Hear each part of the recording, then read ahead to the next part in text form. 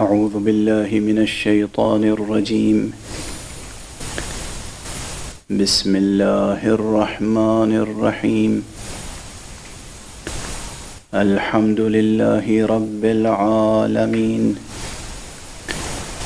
والصلاة والسلام على أشرف الخلائق أجمعين، سيدنا وسيد الأولين والآخرين، حبيبنا وحبيب إله العالمين، أبي القاسم المصطفى محمد،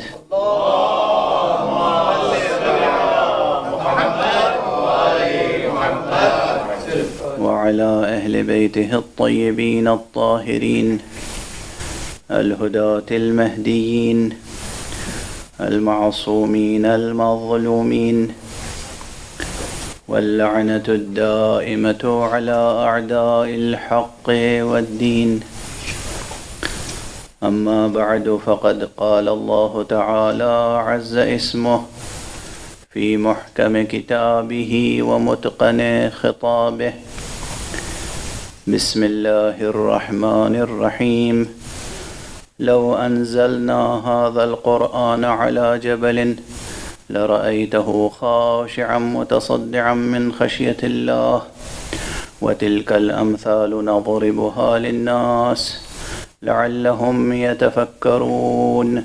صدق الله العلي العظيم. اللهم صل على محمد وآل محمد. ایک اور بلندتر آواز میں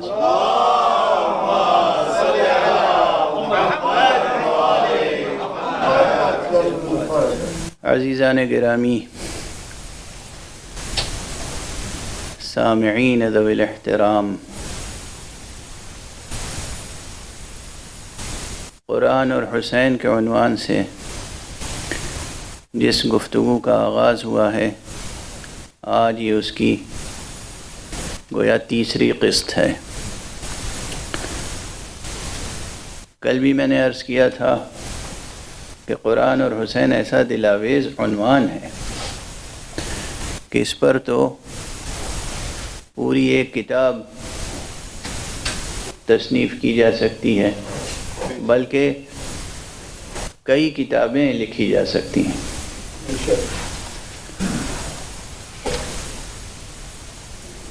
آپ دیکھیے ذرا اس گھرانے کی وحدت قرآن کے ساتھ۔ یہ جو اہل بیت نبوت ہیں، یہ جو عصمت کا گھرانہ ہے، یہ جو خاندان نور ہے، اس کی نور قرآن سے وحدت تو دیکھیے۔ باپ پیدا ہوتے ہی قرآن مجید کی تلاوت کرتا ہے، جو علی ولادت کے بعد قرآن مجید پڑھتے ہیں حضور کے موجودگی میں، انہی کا بیٹا ذبح ہونے کے بعد قرآن پڑھتا ہے، نو کے نیزہ پر دوستوں اور دشمنوں کے درمیان۔ کیا وحدت ہے قرآن کے ساتھ، اس خاندان کی کیا وحدت ہے۔ آپ اجازت دیں تو میں اپنے ہی ایک سلام کا ایک مطلب بھی اس وقت یاد آ رہا ہے تو عرض کر دوں۔ زمین تو میر انیس علیہ الرحمہ کی ہے، لیکن یعنی تلک اس میں ردیف ہے، لیکن اس مضمون کو غور فرمائیں، اور قرآن مجید میں ایک عظیم مثال موجود ہے، جناب عیسیٰ ابن مریم حضرت مسیح علیہ السلام کی آغوش مادر میں کلام کرنے کی مثال، تلاوت کرنے کی مثال۔ عموماً عام جو تقاضے ہیں طبیعیات کے، عموماً بچہ مکمل کلام نہیں کر سکتا، عموماً کٹا ہوا گلا بھی مکمل کلام نہیں کر سکتا۔ بس یہ تصور اور تمام روایتیں آپ حضرات کے ذہنوں میں ہیں، انہیں ذہن میں تازہ کر لیجئے، اور پھر یہ دو مصرے سماعت فرما لیجئے کہ آواز سخن ہے کہاں سے کہاں تلک، آواز سخن ہے کہاں سے کہاں تلک، گہوار مسیح سے نو کے سنا تلک۔ اور محمد والے محمد الانتر صلوات۔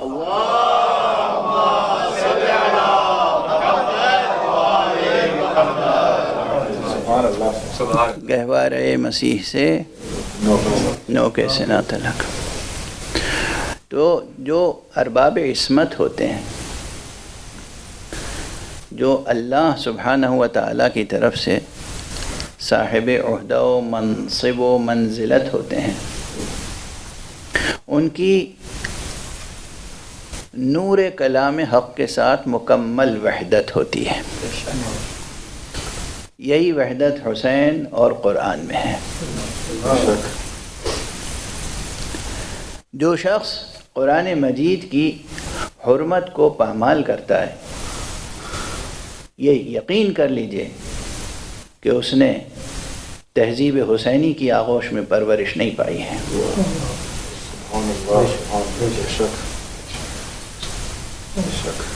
تہذیب حسینی کہہ رہا ہوں میں، ترکیب پرانی ہے، میری ہی زبان پہ کئی بار عرض کر چکا ہوں۔ تہذیب حسینی ایک مکمل تہذیب ہے، ایک مکمل ثقافت ہے۔ تہذیب عزا، تہذیب ولایت، تہذیب مودت، تہذیب حسینی، ثقافت آل محمد۔ اس ثقافت میں، اس تہذیب میں جن طبیعتوں کو نشو و نما پانے کا موقع ملتا ہے، جو ذہن پروان چڑھتے ہیں، جو دل پروان چڑھتے ہیں، جو طبیعتیں ڈھلتی ہیں، ممکن ہے کہ قرآن مجید کے باب میں ذرا سا سوء ادب کریں؟ ممکن نہیں ہے۔ ہمارے لیے قرآن مجید کی حرمت اتنی ہی اہم ہے جتنی خود رسول اللہ صلی اللہ علیہ وآلہ وسلم۔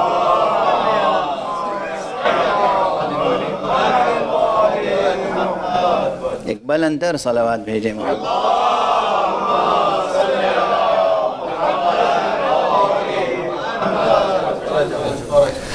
کل گفتگو ایک خاص فراز معنی تک پہنچ گئی تھی، اور بات اطوار وجود کی بھی چھڑ گئی تھی، اور وہ اس لیے ضروری ہوئی کہ قرآن مجید نے خود اپنا جو تعارف کرایا ہے، حق سبحانہ و تعالیٰ نے، اللہ سبحانہ و تعالیٰ نے خود قرآن میں جو قرآن کا تعارف پیش کیا ہے، اس کا ایک مقام آپ کے سامنے عرض کیا تھا، جس میں لازمی طور پر یہ بحث درمیان میں آئی کہ آخر اطوار وجود کتنے ہیں۔ ایک یہ طور وجود ہے قرآن مجید کا جو لفظ عربی میں ہے، قرآناً عربیہ، انا جعلناہ قرآناً عربیاً لعلکم تعقلون۔ یہاں ایک بحث اور ہے، ہر طور وجود کے اپنے آثار وجود ہیں۔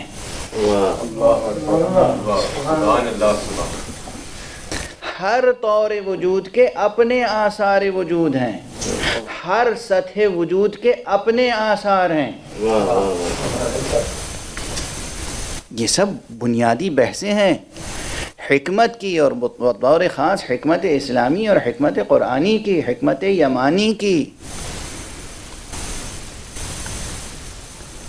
یہ حکمت یمانی کی ترکیب میں ایجاد نہیں کر رہا ہوں، رسول اللہ صلی اللہ علیہ وسلم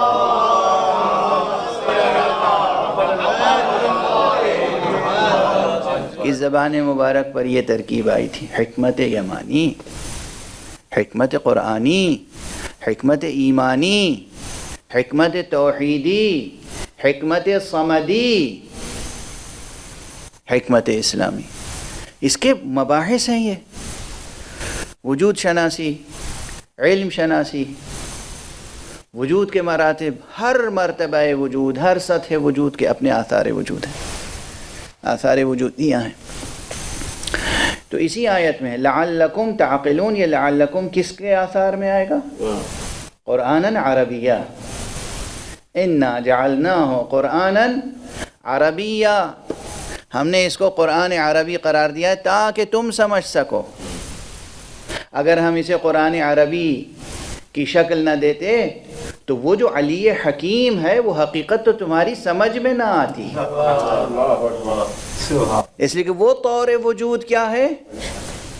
وَإِنَّهُ فِي أُمِّ الْكِتَابِ لَدَيْنَا لَعَلِيٌّ حَكِيمٌ.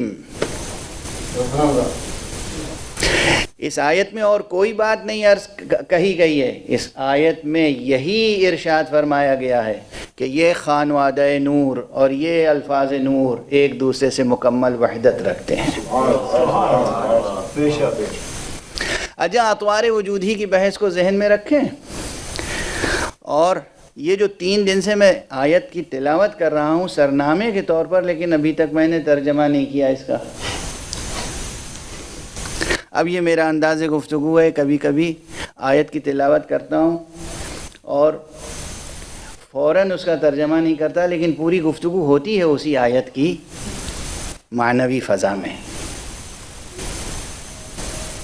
اگر اطوار وجود کا فرق سمجھنا ہو تو اس آیت پر اب غور کیجیے اور اس آیت کو سمجھیے. سورہ مبارکہ حشر کی آیت ہے. لو انزلنا، قرآن کی عظمت، قرآن کی عظمت، قرآن کی زبانی. لو انزلنا هذا القرآن على جبل، اللہ سبحانہ و تعالیٰ فرما رہا ہے کہ اگر ہم اس قرآن کو کسی عظیم پہاڑ پر نازل کرتے ہیں،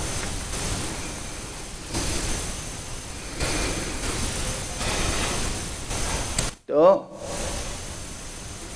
لو انزلنا هذا القرآن على جبل لرأيته خاشعا متصدعا من خشية الله، تو تم دیکھتے کہ وہ پہاڑ اپنی تمام تر سنگینی، سختی اور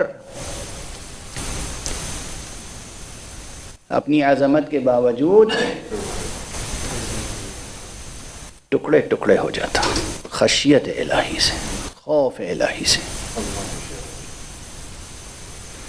پھر فرمایا گیا وَتِلْكَ الْأَمْثَالُ نَضْرِبُهَا لِلنَّاسِ، اور یہ مثالیں ہم لوگوں کے لیے دیتے ہیں لَعَلَّهُمْ يَتَفَكَّرُونَ، تاکہ وہ فکر سے کام لیں.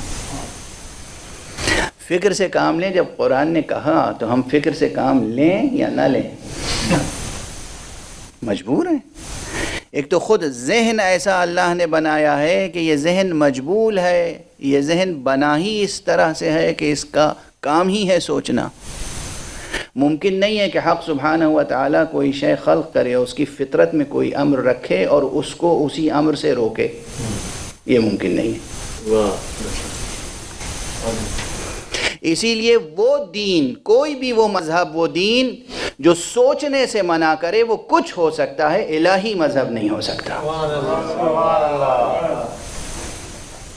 اللہ کی طرف سے آنے والا دین انسان کو سوچنے سے منع نہیں کر سکتا، فکر سے نہیں روک سکتا. جو بھی دین ادھر سے آیا ہوا ہوگا وہ یہ نہیں کہے گا بس جو ہم کہہ رہے ہیں آنکھ بند کر کے مان لو، خبردار سوال نہ کرنا، خبردار ان کی کتابیں نہ پڑھنا، خبردار ان کی مجلسوں میں نہ جانا، خبردار ان کی محفلوں میں نہ جانا، ورنہ تمہاری فکر بدل جائے گی، تمہاری سوچ بدل جائے گی، تم بدل جاؤ گے، تمہارا دین ناقص و فاسد ہو جائے گا. اللہ کی طرف سے جو دین اور مذہب آیا ہوا ہوگا اس میں یہ باتیں ہو ہی نہیں سکتی، اس لیے کہ وہ چاہے گا زیادہ سے زیادہ کائنات کا مطالعہ کرو، سب کو دیکھو، تمام مکاتب فکر کا مطالعہ کرو، پھر تمہیں سمجھ میں آئے گا کہ الہی مکتب کی عظمتیں کیا ہوتی ہیں. الہی مکتب کی عظمتیں کیا ہوتی ہیں. تو بہرحال ایک تو ذہن ایسا بنایا کہ سوچنے پر اس کی فطرت ہی ہے سوچنا، اور دوسرے دعوت دی بار بار لعلہم یتفکرون، تاکہ وہ سوچیں، لوگ سوچیں. کیا سوچیں؟ سب سے پہلے تو یہی سوچیں گے کہ اب میں بالکل بچوں کی طرح آگے بڑھوں نا دھیرے دھیرے، تاکہ جو لوگ اسکالرس نہیں ہیں اور عام انداز سے سوچتے ہیں پھر وہ بھی ہم وہاں تک پہنچیں اور پھر ان کو ساتھ لے کے کچھ آگے بڑھیں۔ قرآن مجید میں یہ لکھا ہے کہ اگر یہ قرآن ہم کسی عظیم پہاڑ پر بھی نازل کر دیتے تو وہ پہاڑ خوف خدا، خشیت خدا سے ریزہ ریزہ ہو جاتا، ٹکڑے ٹکڑے ہو جاتا۔ یہ قرآن ہی کا وصف ہے نا، قرآن کا وصف ہے نا۔ یہ پورا قرآن آپ ایک چھوٹی سی لکڑی کی رحل پہ رکھ دیتے ہیں، رحل تو جوں کہ توں رہتی۔ بچوں کو سمجھانے کے لیے مثال دے رہا ہوں، رحل پہ رکھ کے قرآن پڑھتے ہیں یا نہیں؟ اور ایک آیت رکھتے ہیں، پورا قرآن رحل پہ رکھ دیتے ہیں اور رحل کو جنبش بھی نہیں ہوتی، جوں کہ توں اپنی قوت کے ساتھ باقی رہتی ہے۔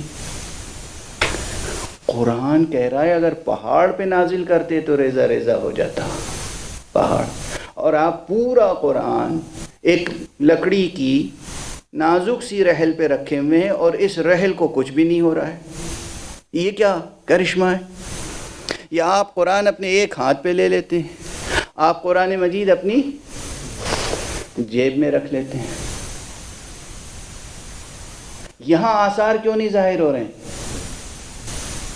اسی لیے ظاہر نہیں ہو رہے کہ یہ طور وجود کچھ اور ہے، وہ طور وجود کچھ اور ہے۔ اور فرما رہے ہیں آپ اسے بھولیے گا نہیں، یہ طور وجود یہ عربی مبین میں یہ آپ کے ہاتھوں کا بنایا ہوا کاغذ، آپ کے ہاتھوں کی بنائی ہوئی روشنائی، آپ کے ہاتھوں کا بنایا ہوا قلم، آپ کے ہاتھوں کا بنایا ہوا پریس، آپ کے ہاتھوں کی بنائی ہوئی جلد، جو کچھ ہے اس میں جو آپ کے سامنے رحل پہ رکھا ہے آپ کے ہاتھوں کا بنایا ہوا ہے۔ سبحان اللہ، سبحان اللہ۔ آپ کے ہاتھوں کے بنائے ہوئے قرآن مجید میں اتنی تاثیر نہیں ہو سکتی کہ ایک نازک سی رحل بھی متحرک ہو جائے، لیکن جو نور مشیت سے لکھا ہوا قرآن ہوگا وہ قرآن وہ عظمت رکھتا ہے کہ اگر پہاڑ پر نازل کر دیا جائے تو وہ ٹکڑے ٹکڑے ہو جائے۔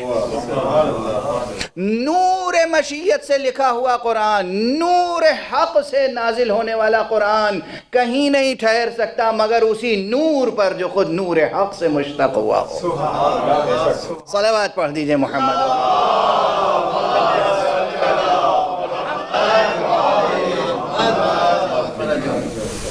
یہ ایک طور وجود ہے، وہ ایک طور وجود ہے۔ اب اس میں ہم طور حقیقی کس کو کہیں اور طور مجازی کسے کہیں، طور ذہنی کسے کہیں؟ اب یہ ظاہر ہے کل یہ شکایت آ گئی مجھ تک کہ زبان اور اصطلاحیں اور سطح گفتگو ذرا غیر مانوس سی سطح تھی، لیکن یہ میں آپ کو یقین دلاتا ہوں کہ میں اپنی روش تو خیر نہیں بدلوں گا۔ انسان کو انسان کہتے ہی اس لیے ہیں کہ وہ نامرئی حقیقتوں سے بھی مانوس ہو جاتا ہے۔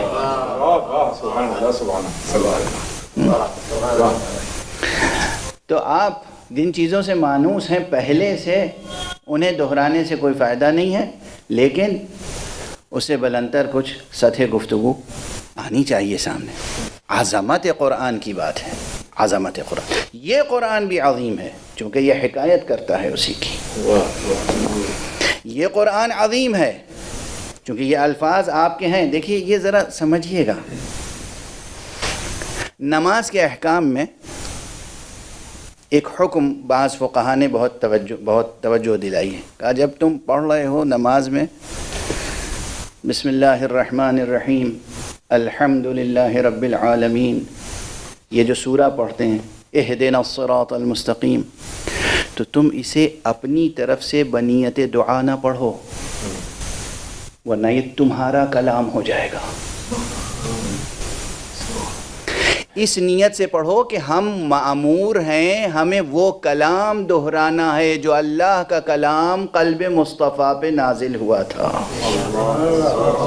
توجہ رکھیے، لفظیں وہی ہیں، مخارج وہی ہیں، تلفظ وہی ہے، مگر اس نیت سے کیا کہ یہ میری دعا ہے تو کلام آدمی ہو گیا، اس نیت سے کیا کہ ہم وہ کلام دہرا رہے ہیں، واجب ہے، فرض ہے کہ نماز میں ہم وہ کلام تلاوت کریں، ایجاد نہ کریں، تلاوت کریں، انشاء نہ کریں، تلاوت کریں۔ تلاوت یعنی پیروی۔ اور ہمارے ہاں اگر اپنی طرف سے کہا ایاک نعبد و ایاک نستعین اہدنا الصراط المستقیم، کلام آدمی ہے، فرض ادا نہیں ہوا۔ اس نیت سے کہا کہ یہ وہی آیت میں دہرا رہا ہوں جو اللہ کی طرف سے قلب مصطفیٰ پہ نازل ہوئی تھی، جو زبان مصطفیٰ سے امت تک منتقل ہوئی، وہی کلام میں دہرا رہا ہوں تیرے سامنے مالک پروردگار۔ میں تیرے محضر میں تیرا ہی کلام پڑھ سکتا ہوں، مجھے کہاں مجال، یہ جرأت، یہ ہمت، یہ حوصلہ کہ خود کچھ کہہ سکوں۔ اور ہمارے یہاں تیرے محضر میں تیرا کلام پیش کر رہا ہوں، اگر اس نیت سے پڑھا واجب ادا ہو گیا، نماز صحیح ہو گئی۔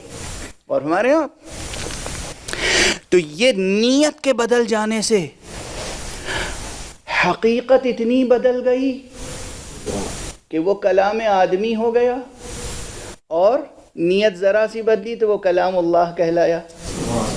اور ہمارے ہاں تو اب یہی قرآن جو پیشور کاتب لکھتے ہیں، پیشور کاتب جن کا کام ہے پیسے لینا، کتابت کرنا، ایمان ہے نہیں ہے، تقوی ہے نہیں ہے، طہارت ہے نہیں ہے، یہ پورا قرآن لکھ دیتے ہیں، نہ ان کے ہاتھ میں تاثیر پیدا ہوتی ہے، نہ اس لکھی ہوئی تحریر میں۔ اور کوئی با تقوی عالم با عمل صرف اپنے قلم سے بسم اللہ الرحمن الرحیم لکھ کر دے دیتا ہے، اور کوئی اپنے پاس رکھ لیتا ہے تو چلنے والا پانی پر آسانی سے چلتا ہے۔ ہے تو وہی بسم اللہ۔ یہ جو بسم اللہ لکھی ہوئی ہے یہ قرآن مجید، اور ہمارے آپ نیتوں کا فرق سمجھیں، نیت کی عظمت سمجھیں، اس حقیقت کو سمجھیں۔ قلب مومن کی کیفیت کیا ہونی چاہیے، کیسا صاف قلب ہونا چاہیے، کیسی نیت ہونی چاہیے۔ اور ہمارے آپ یہی قرآن مشہور واقعہ ہے نا، علامہ مرتضی علم الہدیٰ کا واقعہ ہے، بغداد کا۔ دریائے دجلہ موجود ہے اب بھی، یہ اس وقت بھی یہ دریا موجود تھا، اور یہ حکایت ہے کہ ایک شخص روزانہ درس میں آیا کرتا تھا، علامہ مرتضی علم الہدیٰ کے درس میں۔ ایک دن بہت تاخیر ہو گئی، شاگرد لائق تھا، یہ اچھے استاد کی پہچان ہوتی ہے کہ اچھے شاگردوں پر خاص توجہ ہوتی ہے۔ استاد کو فکر کہ بھئی ہم نے مطالب بیان کیے، لیکن وہ جو اہل تھا وہ تو موجود نہیں تھا۔ بہرحال وہ جب آیا کہا کیا بات ہے، کہا کہ میں کیا عرض کروں، میرا گھر دریا کے اس طرف ہے اور کوئی کشتی موجود نہیں تھی، تو مجھے دیر ہو گئی، جب کشتی آئی میں سوار ہوا، پھر آیا، کہا اچھا، تشریف لے گئے، کچھ لکھا اور کاغذ موڑ کے دے دیا، کہا اسے اپنے ساتھ رکھنا، آئندہ کشتی ملے یا نہ ملے تم دریا پہ چلتے ہوئے آ جانا۔ کسی امام معصوم کی بات نہیں کر رہا ہوں میں، نبی کی بات نہیں ہے، ابھی امام کی بات نہیں ہے، ابھی اس امام زادے کی بات ہے جو امام کے اور اس کے درمیان 7 یا 8 فاصلے ہیں نسل کے، 7ویں یا 8ویں نسل میں ہیں جناب امام موسیٰ الکاظم علیہ السلام۔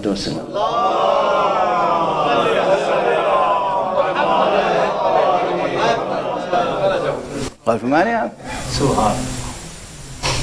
اور اس کے بعد وہ عادی ہو گئے، آتے رہے جاتے رہے۔ ایک دن جو کھول کے دیکھا، دیکھیں نیت اور اعتبار، یقین، عظمت، شک کا گزر نہ ہو دل میں دماغ میں۔ ایک دن کھول کے دیکھا تو کہا ارے یہ تو بسم اللہ ہی ہے، ارے یہ تو بسم اللہ ہی ہے. اور سمجھ رہے ہیں آپ اس امپریشن کی اور اس ایکسپریشن کی مزید تشریح کی ضرورت تو نہیں ہے. ارے یہ تو بسم اللہ ہی ہے. وہ تاثیر ختم ہو گئی. دیکھ رہے ہیں آپ کیسے آثار وجود میں آتے ہیں اور کیسے آثار ختم ہو جاتے ہیں. پورا قرآن آپ کی رحل پہ رکھا ہوتا ہے اور کوئی اثر نہیں ہوتا. پورا قرآن آپ بغل میں دبا لیں جس میں 114 مرتبہ بسم اللہ لکھی ہوئی ہے. آپ دریا کراس نہیں کر سکتے. اور ایک علم الہدا ہو جو اپنے قلم سے لکھ دے تو اس میں وہ آثار پیدا ہو جاتے ہیں. غور فرمایا آپ نے. ہم آپ دن رات قرآن مجید کی تلاوت کرتے ہیں لیکن جب علی تلاوت کرتے ہیں تو شان کچھ اور ہوتی ہے. جب حسین تلاوت کرتے ہیں تو شان کچھ اور ہوتی ہے. جب کوئی صادق آل محمد تلاوت کرتا ہے تو شان کچھ اور ہوتی ہے. جب کوئی قائم آل محمد تلاوت کرتا ہے تو شان کچھ اور ہوتی ہے. ایک بلند تر صلوات پڑھ دیں محمد.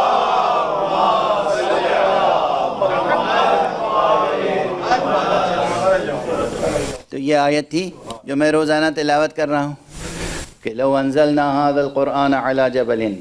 قرآن کی عظمت ہے, قرآن کی تاثیر, قرآن کی عظمت, قرآن کی اہمیت. مکتب اہل بیت میں شیعوں کے درمیان اگر ہم اس قرآن کو کسی عظیم پہاڑ پر, اب عظیم میں ترجمے میں اس لیے کہہ رہا ہوں کہ یہ ارباب بلاغت سمجھتے ہیں کہ تنوین جو ہے جبلن, یہ جو تنوین ہے یہ نون تنوین جو لکھا نہیں جاتا صرف پڑھنے میں آتا ہے, اس میں بھی کتنی معنویتیں ہیں. تو کبھی یہ تعظیم کے لیے آتا ہے اور کبھی یہ تحقیر کے لیے آتا ہے اور کبھی یہ تنکیر کے لیے آتا ہے اور کبھی یہ تمکین کے لیے آتا ہے. اب یہ سب اصطلاحیں ہیں, یہ سب ٹرمینالوجیز ہیں. اگر آپ تحقیق کریں گے تو علم کے دروازے کھلتے چلے جائیں گے. میں صرف ٹرمینالوجیز اس لیے عرض کرتا ہوں جو جس کا اہل ہو وہ اپنے مطابق کلیدیں لیتا جائے اور اپنے ذوق کے مطابق دروازے کھولتا جائے. ایک صلوات پڑھ دیجئے محمد.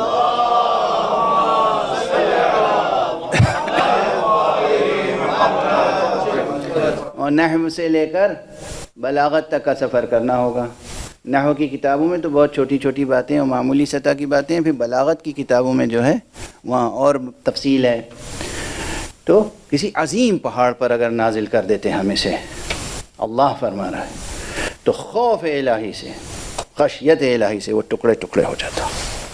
اب بات یہاں تک آ گئی ہے تو میں عرض کر دوں کہ یقیناً 2 مطالب اس سے قبل میں کہیں یہیں غالباً ماہ مبارک رمضان میں عرض کر چکا ہوں یا اس سے پہلے, کہ سوچنے کی بات یہ ہے کہ پہاڑ, یہ پتھر کا پہاڑ اگر خوف الہی سے ٹکڑے ٹکڑے ہو سکتا ہے تو ہمارے دل نرم کیوں نہیں ہوتے؟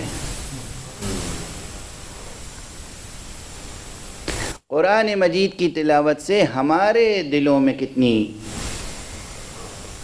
گدازی, دوسروں کے لیے کتنی دل سوزی, کتنی گنجائش, کتنی گہرائی, کتنی گہرائی پیدا ہو جانی چاہیے, کتنی درد مندی پیدا ہو جانی چاہیے. قرآن نازل ہی اس لیے ہوا ہے تاکہ انسان کا دل دوسروں کے لیے درد مند ہو جائے. درد مند. بہت پرانا شعر ہے, آپ میں سے جو اردو زبان کا ذوق رکھتے ہیں اور پرانی نسلوں کی, گزشتہ نسلوں کی جنہوں نے آنکھیں دیکھی ہیں غور سے, بزرگوں کی, انہیں یاد ہوگا یہ شعر کہ درد دل کے واسطے پیدا کیا انسان کو, ورنہ طاعت کے لیے کچھ کم نہ تھے کروبیاں. یعنی اللہ سبحانہ و تعالیٰ کی عبادت کے لیے فرشتے کم تھے کیا کہ ہم جیسے نافرمان بندوں کو پیدا کیا اللہ نے؟ وہ فرما بردار مخلوق کہ جس کو کہہ دیا تم سجدے میں رہو وہ سجدے میں ہے, جس کو کہہ دیا کہ تم رکوع کرو وہ رکوع میں ہے, جس کو کہہ دیا قیام کی حالت میں رہو قیام کی حالت میں, جو تسبیح کر رہا ہے تسبیح کر رہا ہے, جو تحلیل کر رہا ہے تحلیل کر رہا ہے. ایک جسے عام بالکل عام اصطلاح میں کہتے ہیں کہ ایک بال کے برابر بھی، حالانکہ یہ بال بھی بہت بڑی یونٹ ہو جائے گی فرشتوں کی لطافت کے سامنے، اس کے برابر بھی وہ حکم الہی اور امر الہی سے نہ آگے بڑھتے ہیں نہ پیچھے ہٹتے ہیں۔ وہ کروبیاں، وہ فرشتے، وہ ملائکہ، وہ نوری مخلوق، وہ اللہ کی عبادت کے لیے کم نہ تھی۔ ہمیں اور آپ کو پیدا کیا ہے اس دار ابتلا میں، دار آزمائش میں، اس دار ہدنہ میں۔ دار ہدنہ ترکیب یاد رکھیے گا، کسی وقت اس کے بارے میں عرض کروں گا، چونکہ یہ ترکیب محمد رسول اللہ صلی اللہ علیہ وسلم کی زبان مبارک پر جاری ہوئی ہے اس عالم کے تعلق سے۔ اس دنیا میں، تضادات کی اس کائنات میں، تضادات کی اس کائنات میں، اس کثرت تضادات اور تضادات کثرت میں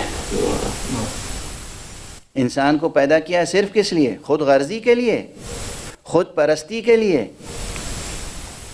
نہ خود غرضی کے لیے نہ خود پرستی کے لیے، خود فراموشی کے ساتھ خدا پرستی کے لیے۔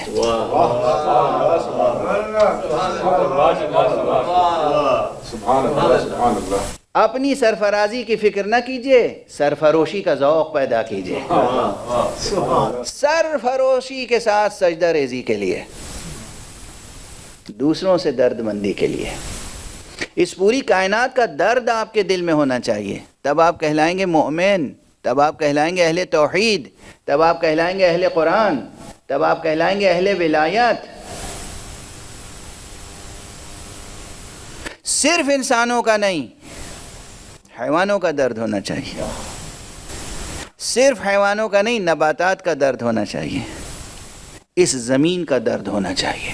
قرآن مجید میں بھی ہدایت ہے اور حدیث میں بھی ہدایت ہے، زمین پر چلو تو پاؤں اس طرح پٹخ کر نہ چلو ورنہ زمین تمہاری شکایت کرے گی۔ غرور اور تکبر سے نہ چلو زمین پر، زمین کا درد بھی ہونا چاہیے۔ بے ضرورت درختوں کو نہ کاٹو۔ کس کی تعلیم ہے یہ؟ اسلام کی۔ اگر اس پر ساری دنیا عمل کرتی تو یہ جو آج کل مصیبت آئی ہوئی ہے پوری دنیا پر، جو کلائمیٹ چینج ہو رہا ہے، جو گلوبل وارمنگ ہو رہی ہے، جو مشکلیں ہیں، یہ نہ ہوتی۔ بے ضرورت قطع نہ کرو درختوں کو، بے ضرورت شکار نہ کرو۔ کسی جانور کو بے ضرورت مار نہیں سکتے۔ یہ نہیں کہ شوقیہ ذوق ہے آپ کا، شوق ہے، آپ حیوانوں کو ہلاک کر رہے ہیں۔ بے ضرورت نہ کرو۔ جنگ کی حالت میں دشمن سے جنگ کرو، کیونکہ یہ بحثیں آنے والی ہیں کہ قرآن مجید میں قتال کا کیوں حکم ہے، جہاد کا کیوں حکم ہے۔ یہ آیتیں نکال دیجئے قرآن مجید سے، سبحان اللہ، آئے گی وہ بحث۔ جنگ کرو اگر جنگ کی ضرورت ہے تو دیکھو جو دشمن تمہارے سامنے آ رہا ہے تمہارے جان کے در پہ ہو کر، اسی کی جان کے در پہ تم بھی ہونا۔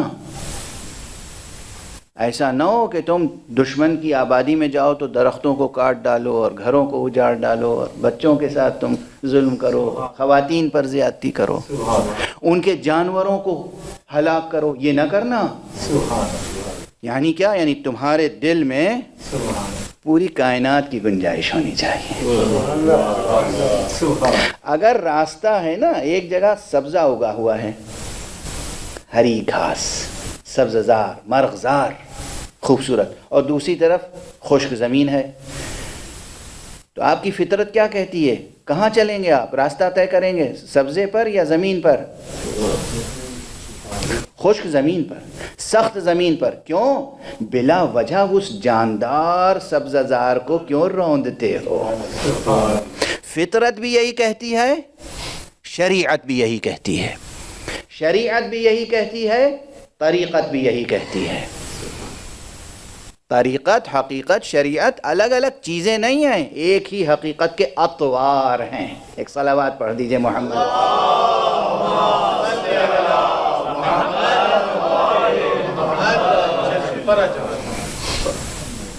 تو یہ جو قرآن نازل ہوا، اگر پہاڑ اس سے ٹکڑے ٹکڑے ہو سکتا ہے تو تمہارا دل کیوں نہیں پھٹ پڑتا، ٹکڑے ٹکڑے ہوتا دوسروں کے غم و الم میں؟ ابھی چند دقیقے اور ساتھ دے دیجئے، مصائب نہیں پڑھ رہا ہوں، لیکن انسان کیسا شقی انسان ہے وہ انسان، اس انسان کے بارے میں کیا کہیں جو غم حسین میں نہیں آنسو بہا سکتا، وہ دوسرے عام انسانوں کے لیے کیا دل میں درد مندی پیدا کر سکتا ہے؟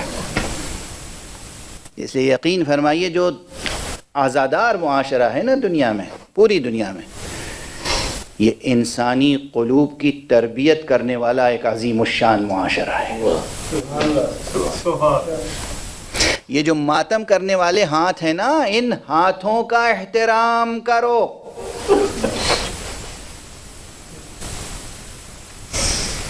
یہ اپنے سینے پہ ہاتھ مار کے درد مندی کا سبق سکھاتے ہیں۔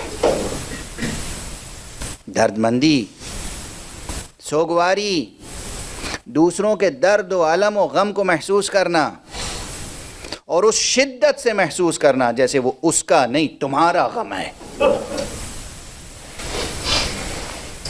یہ تربیت گاہ ہے، یہ تربیت گاہ اسلامی ہے، یہ تربیت گاہ ایمانی ہے، یہ تربیت گاہ قرآنی ہے، یہ تربیت گاہ غدیری ہے،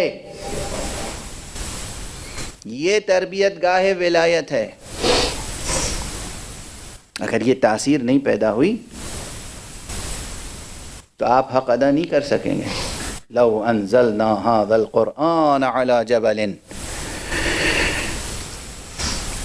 اگر ہم اس قرآن کو کسی پہاڑ پہ نازل کرتے تو وہ پہاڑ ٹکڑے ٹکڑے ہو جاتا۔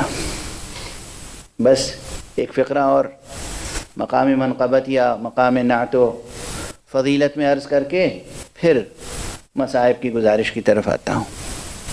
ایک درس تو اس میں یہ ہے ہمارے آپ کے لیے کہ ہمارے دل نرم ہونے چاہیے۔ اگر پہاڑ ٹکڑے ٹکڑے ہو سکتا ہے خشیت الہی سے، خوف الہی سے، تو ہمارے دل نرم کیوں نہیں پڑتے؟ دوسرا پہلو یہ بھی ہے کہ کتنا عظیم ہوگا وہ قلب جس قلب پر یہ قرآن نازل ہوا۔ یہاں سے قلب مبارک مصطفیٰ صلی اللہ علیہ وآلہ وسلم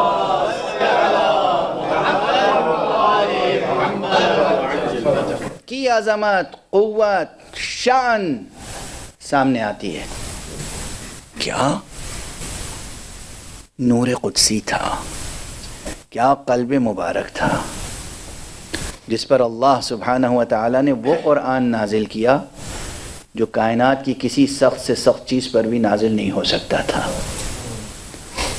اب سمجھ رہے ہیں آپ میں نے یہ جملہ کیوں عرض کیا؟ کسی بھی سخت سے سخت چیز پر، اس لیے کہ اس کرۂ ارض پر سب سے سخت چیز پہاڑ ہے، تو گویا یہ پہاڑ کی مثال دی گئی ہے۔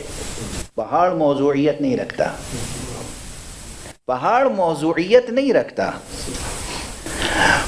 موضوعیت یہ ہے کہ ایک مثال دی گئی کہ اس پوری کائنات میں کوئی سخت سے سخت چیز ممکن نہیں ہے کہ وہ بار اٹھا سکے نور قرآن کا مگر قلب مصطفیٰ۔ سر محمد و آل محمد بلندتر صلوات۔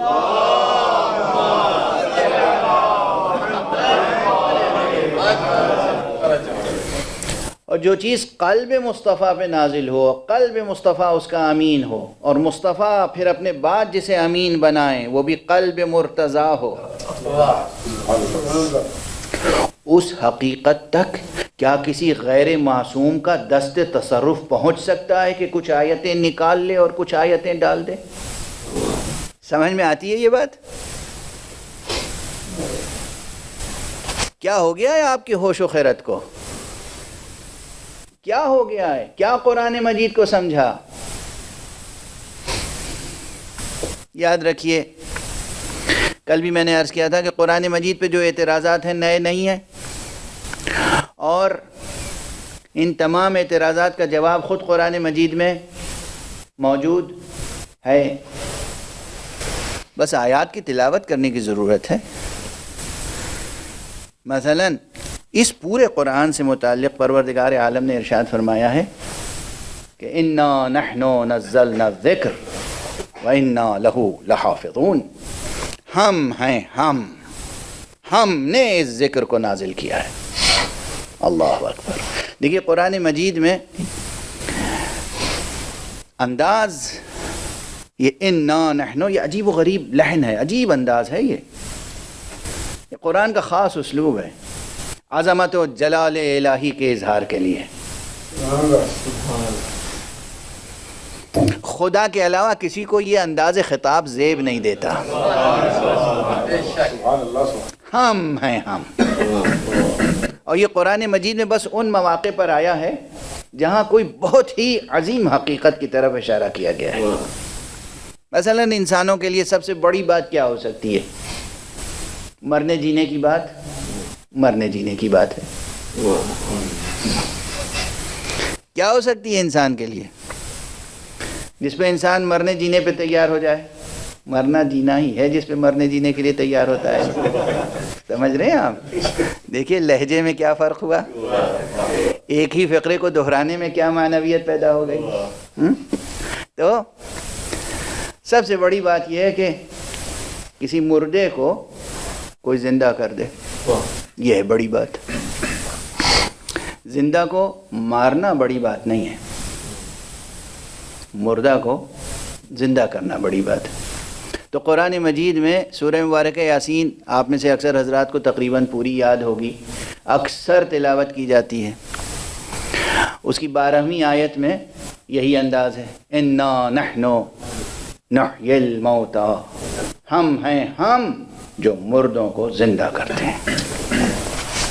ہم ہیں، ہم، وہی انداز جو وہاں ہے، مردوں کو زندہ کرتے ہیں، کیونکہ زندہ کرنا عظیم ترین مسئلہ ہے، عظیم ترین۔ واقعاً یہ ترین کا لفظ ہم لوگ تو بہت استعمال کرتے ہیں، سپرلیٹو ڈگری میں گفتگو کرنا ہم لوگوں کی بیماری ہے۔ ہر حقیر سے حقیر چیز کو ترین لگا کر عظیم ترین بنا دیتے ہیں۔ معمولی سا کوئی شاعر ہوگا، عظیم ترین شاعر، معمولی سا کوئی ذرا سا 1-2 صفحہ پڑھ لیا، عظیم ترین عالم، معلوم ہوا کہ کوئی 1-2 صفحہ مضمون لکھ لیا، عظیم ترین ادیب۔ ترین کے نیچے تو کوئی آنے کو تیار ہی نہیں ہوتا ہے۔ یعنی اب یہ ترین کے ساتھ جتنے کلمات ہیں یہ بے معنی ہو چکے ہیں۔ لیکن بہرحال توجہ رہے آپ کی اس طرف کہ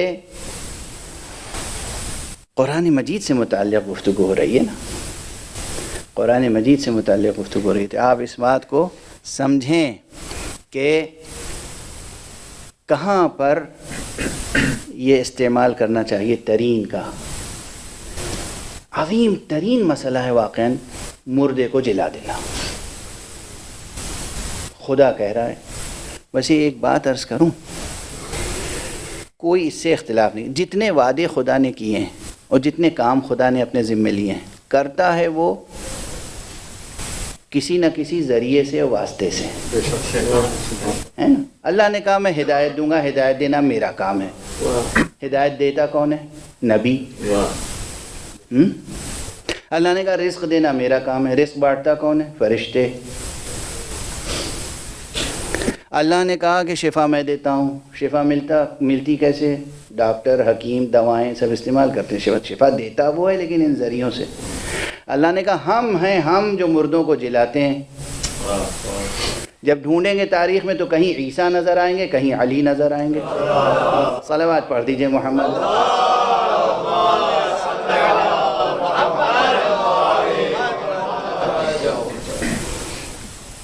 جوانوں، عزیزوں، میرے بچوں، ہرگز شک و شبہ پیدا نہ کرنا اپنے دلوں میں۔ معجزات حقیقت ہیں، اور پیغمبر اکرم محمد مصطفیٰ صلی اللہ علیہ وآلہ وسلم سے لے کر امیر المؤمنین سے لے کر فاطمہ زہرا سے لے کر امام حسن اور امام حسین سے لے کر فرزند حسین امام منتظر تک، ہمارا ہر امام یہ قدرت رکھتا تھا کہ ایک ٹھوکر مار دے تو مردہ زندہ ہو جائے۔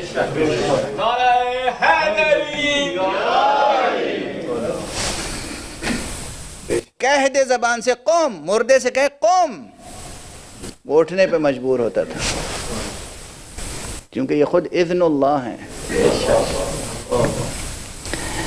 انہیں قم بإذنی کہنے کی قم بإذن اللہ کہنے کی ضرورت بھی نہیں ہے، قم کہنے کھڑا ہو جائے گا، یہ خود اذن اللہ ہے۔ تو بہرحال جس طرح یہ ہے کہ مردے کو زندہ کرنا عظیم ترین مسئلہ ہے، اسی طرح یہاں لہجہ ہے قرآن کی حفاظت کرنا، دین خدا کی حفاظت کرنا، مقام ختم نبوت کی حفاظت کرنا۔ اس لیے کہا گیا انا نحن نزلنا الذکر وانا لہ لحافظون، ہم ہیں ہم اس ذکر کو نازل کرنے والے اور ہم ہی اس کی حفاظت کرنے والے ہیں۔ جس کی حفاظت کا اللہ نے وعدہ لیا ہو، دنیا کا کوئی حکمراں اسے تبدیل کر سکتا ہے؟ بہت پیدا ہوئے اور بہت پیدا ہوں گے تبدیلیاں کرنے والے، وہ خود مسخ ہو کے رہ جائیں گے۔ قرآن اپنی جلالت کے ساتھ ہمیشہ باقی رہے گا۔ قرآن مجید کی حفاظت کا عجیب و غریب اہتمام الہی ہے۔ وقت ختم ہو گیا، گفتگو تشنا رہ گئی، اور آپ کو معلوم ہے کہ آج تیسری مجلس ہے محرم کی۔ 2 محرم کو وہ قافلہ جو چلا تھا، 28 رجب کو جو قافلہ چلا تھا، سرکار سید الشہداء کا، ابو عبداللہ الحسین کا، جو قافلہ 28 رجب کو مدینے سے چلا تھا، وہ مدینے سے مکے پہنچا، کچھ عرصہ قیام مکے میں رہا، اور 8 ذی الحجہ کو یوم تربیہ وہ قافلہ کربلا کے لیے روانہ ہو گیا۔ جب تمام دنیا سے آئے ہوئے حاجی احرام باندھ رہے تھے عرفات جانے کے لیے،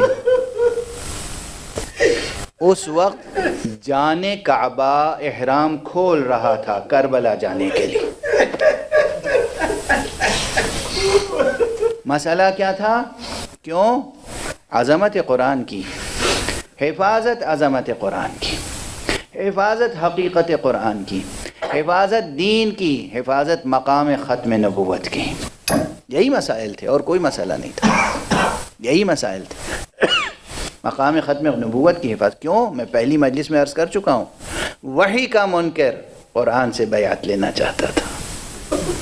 وحی کا منکر، اگر حسین علیہ السلام اس موقع پر قربانیاں نہ پیش کرتے، اتنی عظیم قربانیاں، تو میں نہیں کہہ سکتا کہ پھر اسلام کا کیا ہوتا، پھر اس قرآن کا کیا ہوتا۔ جب مسلمانوں کی عظیم سلطنت کا سلطان کہہ دے کہ نہ کوئی فرشتہ آیا تھا، نہ کوئی وحی نازل ہوئی تھی، تو لوگوں کا کیا عالم ہوتا ہے؟ مشہور مقولہ ہے، الناس علی دین ملوکہم، لوگ تو اپنے بادشاہوں کے دین پر ہوتے ہیں۔ پھر کیا ہوتا ہے اس ملت کا، اس امت کا؟ پوری کی پوری امت یزیدوں اور ولیدوں کی تربیت کردہ امت ہو جاتی ہے۔ لیکن آج اگر دنیا میں قرآن کی صدائیں بلند ہیں، آج اگر دنیا میں مناروں سے اذانیں بلند ہیں، آج اگر خانہ کعبہ کے گرد ابھی بھی نماز کی صفیں قائم ہیں، آج اگر مسجد نبوی میں پابندی کے ساتھ اعتکاف اور نماز اور روزہ اور یہ عبادتوں کے تمام ارکان دین قائم ہیں، تو یہ قربانی حسین کا صدقہ ہے۔ حسین 8 ذی الحجہ کو روانہ ہوئے اور 2 محرم کو کربلا پہنچ گئے۔ لیکن کربلا پہنچنے سے پہلے ہی ہر منزل پر حسین کو کوئی نہ کوئی صدمہ ضرور پہنچا۔ کربلا پہنچنے سے پہلے ہی حسین کو یہ صدمہ پہنچا کہ ایک مقام پر، ایک منزل پر کوفے سے آنے والے 2 مسافر نظر آئے۔ امام نے اپنے اصحاب میں سے کسی سے کہا کہ ذرا جا کے انہیں بلاؤ، دیکھو کون ہیں، کہاں سے آ رہے ہیں۔ بلایا گیا، وہ دونوں آئے، قریب آئے، کہا یہ کس کا کارواں ہے؟ کہا یہ حسین ابن علی کا کارواں ہے۔ سنتے ہی ان دونوں مسافروں کے چہروں کا رنگ بدل گیا۔ کہا کہاں ہیں فرزند رسول؟ کہا تم ہمیں کوفے کی کچھ اطلاع دو گے؟ کہاں اطلاعیں تو اہم ہیں، مگر تم سے نہیں بتا سکتا، مجھے آقا تک لے جاؤ، مجھے فرزند رسول تک لے جاؤ۔ فرزند رسول تک لایا گیا، امام حسین تک لایا گیا، دیکھا کہ چہرے کے رنگ بدلے ہوئے ہیں۔ آقا حسین نے پوچھا کہو تو صحیح کیا خبر ہے؟ آنے والوں نے ادھر ادھر دیکھا، ادھر علی اکبر ہیں، ادھر عباس ہیں، کچھ اور لوگ ہیں۔ ایسا معلوم ہوتا تھا یہ دو آنے والے آقا کی معرفت رکھتے تھے، دل میں دل سوزی تھی، دل میں درد مندی تھی، کچھ احترام اور عظمت کا لحاظ تھا، خاموش تھے، ادھر ادھر دیکھ رہے تھے۔ امام نے آنکھوں کو پہچان لیا اور کہا دیکھو یہ میرے اپنے ہیں، ان سے کوئی پردہ نہیں ہے، ان سے کوئی حجاب نہیں ہے، جو خبر ہو بتاؤ۔ ایک مرتبہ انہوں نے با آہو نالا کہا، فرزند رسول جب ہم کوفے سے نکل رہے تھے تو آپ کے سفیر مسلم ابن عقیل کے پاؤں میں رسیاں بندھی تھی اور کوفے کی گلیوں میں بے حرمتی کی جا رہی تھی۔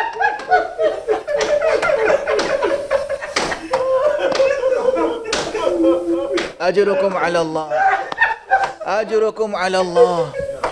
کوفے کی گلیوں میں سفیر حسین، اور آپ سنیں گے ایک جملہ، یہ جملہ میرا نہیں ہے، آپ کی یقیناً صدائیں اور بلند ہو جائیں گی۔ امام بخاری وہی جن کی صحیح بخاری، انہوں نے اپنی دوسری کتاب جہاں انہوں نے اپنے رجال سے بحث کی ہے، تاریخ کبیر میں لکھتے ہیں کہ وہ چند افراد جن کی شکل و صورت رسول اللہ سے مشابہ تھی، ان میں سے ایک مسلم ابن عقیل بھی تھے۔ یعنی کوفے کی گلیوں میں تصویر پیغمبر کی بے حرمتی ہو رہی۔ آقا نے سنا اور آپ کی ریش مبارک آنسوؤں سے تر ہو گئی، چہرے پر آنسوؤں کی جھالر۔ آقا حسین کچھ دیر توقف فرمایا اور اس کے بعد خیمے میں تشریف لے گئے۔ بی بی جناب زینب نے دیکھا بھائی کے چہرے کا رنگ بدلا ہوا ہے، ریش مبارک آنسوؤں سے تر ہے، لگتا ہے کوئی صدمے کی بات ہے، لگتا ہے کوئی اندوہناک مسئلہ درپیش ہے۔ سوچ ہی رہی تھی کہ ایک مرتبہ جناب سید الشہداء نے فرمایا، آقا نے فرمایا، اس لیے کہ جناب مسلم کی زوجہ آقا حسین کی بہن ہے، آقا امیر المومنین کی بیٹی ہیں جن کا نام رقیہ ہے۔ کہا مسلم کی زوجہ کہاں ہیں؟ بلاؤ۔ زینب تو سمجھ گئی، جا کے مسلم کی زوجہ کو لائیں، بچی کو لائیں۔ جیسے ہی بچی قریب آئی، آقا حسین نے سر پہ ہاتھ رکھا، یہ بنی ہاشم کے بچے ہیں۔ جیسے ہی ہاتھ رکھا، فوراً بے دریغ بچی نے ایک مرتبہ اپنے عمو کو دیکھا اور کہا خیر تو ہے میرے بابا کی، خیر تو ہے۔ اجرکم علی اللہ، اجرکم علی اللہ۔ آقا حسین نے بچی کو بہت دلاسا دیا، بہت دلاسا دیا۔ اور عام طور پر آپ سنتے رہتے ہیں کہ وہ کانوں کی بالیاں، وہ بندے جو سکینہ کے لیے رکھے تھے، وہ یتیمہ مسلم کے گوشوارے بنا دیے۔ اور یہ وہ آقا حسین ہیں کہ جب خود آقا حسین شہید ہوئے ہیں تو آپ کی بیٹی تڑپ رہی تھی غم میں، اور دشمن آ کر بالیاں سلب کر رہا تھا، رخسار پر تماچے لگا رہا تھا، اور وہ بچی پکار رہی تھی بابا بابا، یتیموں پر کرم کرنے والے بابا، بیواؤں پر کرم کرنے والے بابا، آپ کے بعد دیکھیے ہم پر کیا مصیبتیں نازل ہو رہی۔ انا للہ و انا الیہ راجعون رضا بقضائہ و تسلیما لامرہ۔ پروردگار ہمیں علوم قرآن اور معارف اہل بیت سے آشنا فرما۔ پروردگار ہمیں قرآن کی عظمت پر اپنی جانیں نثار کرنے کی توفیق عطا فرما۔ پروردگار ہمیں اہل بیت مصطفیٰ اور اہل بیت قرآن کے قدموں میں اپنی جانیں نثار کرنے کی توفیق عطا فرما۔ پروردگار ہمارے معاشرے پر علماء حق کا سایہ برقرار رکھ۔ پروردگار تمام مراجع کرام، جو بھی مراجع حق ہیں، جو دینی مرجعیات ہیں، صحیح اور سچی اور صادق مرجعیت، اس کو اپنی حفظ و امان میں رکھ۔ پروردگار بطور خاص آیت اللہ العظمیٰ سید علی حسینی سیستانی اور رہبر معظم آیت اللہ العظمیٰ ولی فقیہ سید علی حسینی خامنئی کو اپنی خاص حفظ و امان میں رکھ۔ پروردگار انسانیت آلام میں مبتلا ہے، اس وباء عام کو دور فرما، بیماریوں کو دور فرما، پالنے والے گناہ گاروں کی نحوستوں کو دور فرما، گناہ گاروں کو توبہ کی توفیق عطا فرما۔ پروردگار معبود ذکر حسین سننے والوں کے دلوں میں جو آرزویں ہیں ان آرزوؤں کو پورا کر دے۔ پروردگار جن کو اولاد نہیں ہے انہیں اولاد عطا فرما۔ پروردگار جو رزق و روزی کے لیے پریشان ہیں ان کی رزق و روزی میں کشائش عطا فرما۔ پروردگار ہماری تعلیم، ہماری ثقافت کو بلندی عطا فرما۔ پروردگار ہماری تہذیب کو عمومیت عطا فرما، ہمارے دلوں کو عمومی دل سوزی عطا فرما۔ پروردگار اپنے ولی آخر کو اذن ظہور عطا فرما اور ان کے ہاتھوں سے اپنی رحمت و رافت و عدالت کا پرچم لہرا۔ ماتم حسین۔